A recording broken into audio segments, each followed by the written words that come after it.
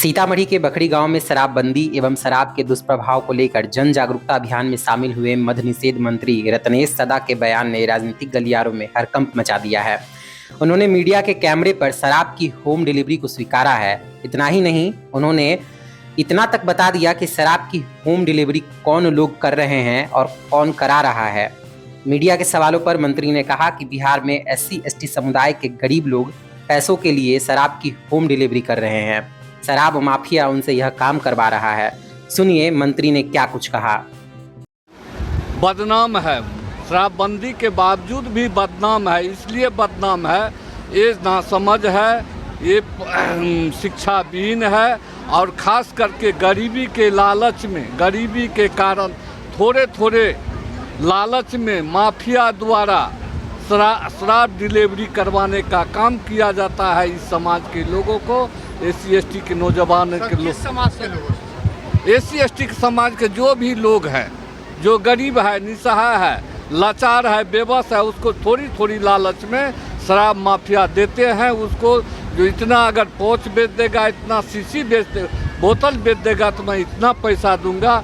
उसी लालच में हमारे गरीब परिवार के लोग, SC/ST समाज के लोग गांव में होम डिलीवरी करते हैं। उसी के तहत में जो भी पकड़ा जाते हैं डिलीवरी करने वाले, वह जेल की सलाखे में जाते हैं। जो मेन तस्कर है वह बच जाते हैं। यही अभियान लेकर के हम अपने समाज के बीच चले। रोजगार को लेकर क्या कर रहे हैं? वहीं कांग्रेस नेता शम्स शाहनवाज ने मंत्री के बयान को SC/ST समाज का अपमान बताते हुए इस पर तीखी प्रतिक्रिया दी है।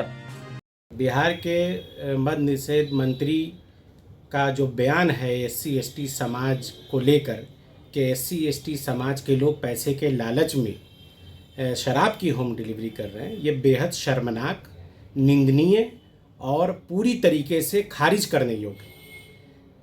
सबसे पहला सवाल ये है कि अगर मद्य निषेध मंत्री को ये पता है कि बिहार में शराब की होम डिलीवरी हो रही है और शराब माफिया इसको करा रहे हैं, तो सरकार क्या कार्रवाई कर रही है? मद्य निषेध मंत्रालय क्या कर रहा है? क्या ये पूरा जो गोरख धंधा है, इसके पीछे सरकार का संरक्षण तो नहीं है उन माफियाओं को? दूसरी बात कि किसी भी समाज के प्रति टिप्पणी करने की बजाय, उसकी गरीबी का मजाक उड़ाने की बजाय सरकार को ये चाहिए था, मंत्री को ये चाहिए था कि मंत्री ये बताते कि आखिर SC/ST समाज के कल्याण के लिए, उनकी गरीबी दूर करने के लिए, उनके रोजगार के लिए सरकार क्या कर रही है। लेकिन जिस तरीके का बयान उन्होंने दिया है, कांग्रेस पार्टी इसकी घोर निंदा करती है। हम माननीय मंत्री से ये मांग करते हैं कि तत्काल वो अपने बयान के लिए माफ़ी मांगे और बिहार के लोगों को ये बताएं कि जो शराब की होम डिलीवरी हो रही है वो आखिर रुकेगा कब और क्यों ऐसा चल रहा है, जब उनको जानकारी है उसके बावजूद।